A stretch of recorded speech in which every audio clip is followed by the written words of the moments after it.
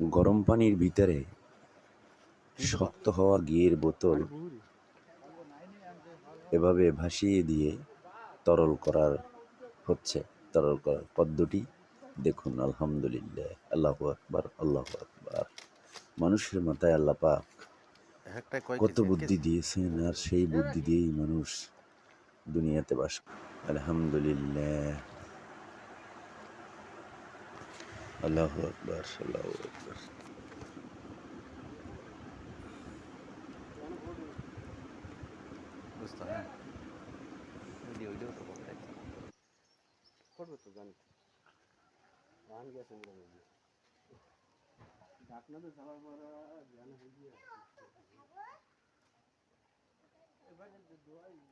দশ মিনিটে গোলা হইবে না।